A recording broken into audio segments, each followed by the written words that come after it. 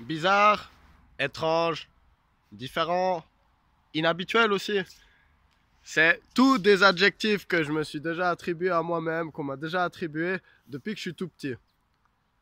Donc, depuis que je suis tout petit, en fait, j'ai toujours eu cette sensation d'être un peu différent, on va dire. Ça va être le mot que je vais utiliser le plus. Et en fait, je pense qu'avec le temps, j'ai vraiment compris un truc. C'est qu'en fait, je suis pas plus différent des autres que n'importe qui. Tout le monde est unique et tout le monde est différent. Même les vrais jumeaux, ils sont vraiment différents. Et puis, avec le temps, j'en ai rencontré des vrais jumeaux et puis je sais qu'ils peuvent être très différents en fait. Par contre, il y a un truc qui est inhabituel, je pense. C'est que j'ai toujours, depuis que je suis tout petit en fait, il y a certaines conventions sociales qui sont communément admises et puis effectuées que j'ai décidé de m'en battre les couilles en fait. C'est pas que je les comprends pas, c'est que c'est des conventions que j'ai jugées pas utiles et puis il y a quelque chose en moi, dans ma personnalité, qui fait que je préfère suivre mon instinct et être tout seul à faire un truc plutôt que de me frustrer de pas faire quelque chose et puis d'être dans un groupe de personnes et puis de pas faire de vagues en fait. Je pourrais donner pas mal d'exemples dans ce sujet, mais je pense qu'un exemple qui remonte depuis que je suis tout petit en fait, je me rappelle quand j'avais 6-7 ans, je faisais du foot dans mon village du coup. Et en fait, quand je rentrais sur le terrain, mais genre je faisais des pirouettes, je dansais, je faisais des mouvements comme ça, des trucs. Moi je vois quelqu'un comme ça aujourd'hui, je me dis waouh, lui il est vraiment inhabituel, il est vraiment étrange. Et en fait, je sais pas, j'avais cette sensation waouh, maintenant je rentre sur le terrain, je rentre sur la scène, j'ai ce côté théâtral et puis fallait que j'exprime un peu mes mouvements, que je fasse des trucs un peu comme si je faisais une sorte de haka comme ça, comme les Néo-Zélandais avant les matchs de rugby en fait. Et puis je me rappelle, oh, ça faisait rire une chier de gens. Et je sais pas, j'ai jamais vraiment ressenti de honte en fait pour ce genre de truc. En fait, quand je fais le con et que les gens ils rigolent par exemple, c'est toujours quelque chose, genre je me dis, ah bah j'ai réussi à passer un message, à faire qu'une personne elle rigole. Parce que je pense que c'est vraiment mieux en fait, que les gens ils rigolent plutôt qu'ils pleurent ou qu'ils soient tristes ou anxieux ou tout ça. Du coup, depuis que je suis petit, à l'école c'était pareil, à l'école moi je toujours à faire le con en cours et tout, c'est toujours quelque chose que je fais et tout. Je pense que c'est un rôle que j'ai toujours voulu d'accepter, c'est ah je m'en fous, je suis différent, ça va faire rire les gens parce que les gens vont se dire what the fuck, ils respectent pas du tout les conventions sociales là. Et ça permet en fait de mettre un peu une lumière justement sur ces conventions. Et ça c'est quelque chose que j'adore faire aussi. Puis je pense que l'humour c'est quelque chose qui me permet justement d'explorer un peu ce genre de choses, l'autodérision et tout, pour éviter pas mal de choses par exemple aussi, pour pas être pris comme un gourou, ce genre de choses que j'aimerais surtout pas. La différence que j'ai pu aussi noter assez, que je suis assez content, c'est parce que c'est comme ça, c'est moi-même en fait. Je le remarque depuis que je suis petit, si depuis que je suis petit et encore aujourd'hui, après tous des changements, des changements de statut, des choses qui se sont passées, des expériences, tout ça, je continue à agir de la même manière, c'est que c'est quelque chose qui est profondément ancré en moi. Et puis du coup, je pense que c'est plus important d'apprendre à l'accepter, à justement l'adapter en fait, plutôt que d'essayer de drastiquement changer en fait. Je pense qu'on est une société de spécialistes en fait. Je pense plutôt ça, plutôt que de généralistes. Je pense que ça serait mieux si on était spécialistes et qu'on allait tous dans nos les choses qui nous rendent exceptionnels en fait. Par exemple, quelque chose d'autre que j'aime beaucoup faire, c'est euh, démonter les idées communément admises en fait. Je les questionne en fait, parce que moi je suis toujours comme ça. Moi, je vais regarder un côté, je vais regarder l'autre, je vais essayer de comprendre, je vais me mettre à fond dans un côté, à fond dans l'autre, je vais vraiment incorporer les deux côtés. Après, je vais changer, parce que des fois il y a que deux côtés, on se comprend. Je regarde les points de vue, et après j'ai l'impression d'avoir une compréhension de ce genre de système de pensée par exemple.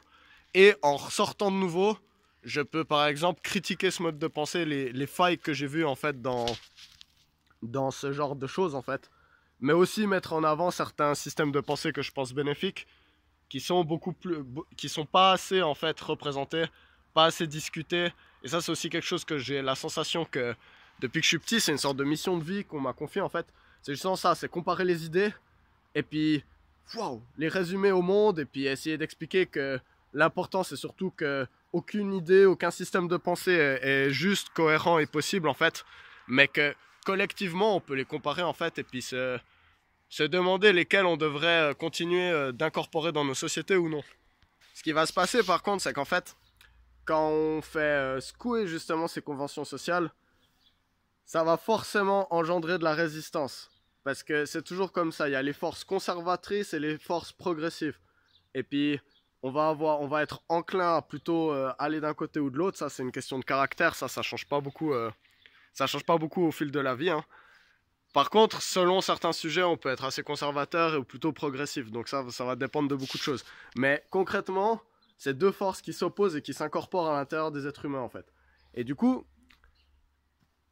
c'est un mécanisme sain, justement, yin-yang, qui se produit. Parce que c'est bien qu'en fait, c'est bien en fait que si quelqu'un critique un système qui est déjà en place ou qui émet quelque chose, ça fasse pas tomber le système d'un coup en fait, parce que sinon ce serait le bordel, vous imaginez.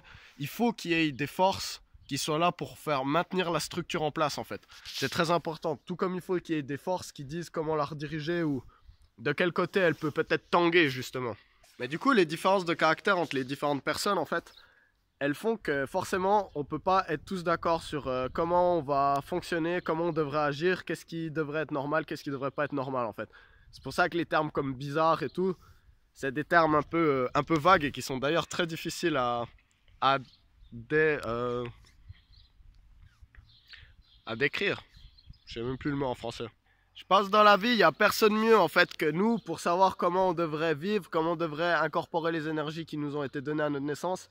Et puis en fait, tant qu'on fait pas de mal aux autres, évidemment, il y a des limites, hein, parce que si votre kiff c'est de torturer les gens, vous verrez, les gens ils vont pas vous laisser se faire ça très longtemps.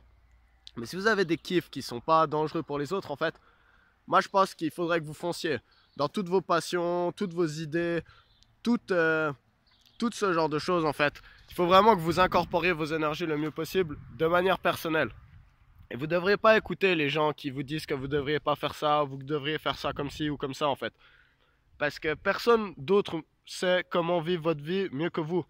Le but de la vie, c'est aussi de découvrir quelle est notre mission ici, comment on peut justement incorporer les traditions du passé tout en s'en détachant et accomplir sa propre tâche, sa propre mission en fait.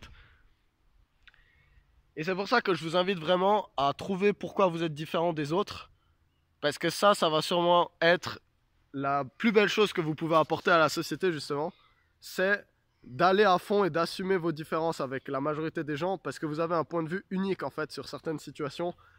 Et c'est quelque chose de très important que chacun on puisse aller à fond dans ces trucs pour justement pouvoir à bientôt 8 milliards trouver énormément de manières différentes de voir les choses et puis trouver une globalité un peu plus productive et saine en fait pour l'ensemble du groupe.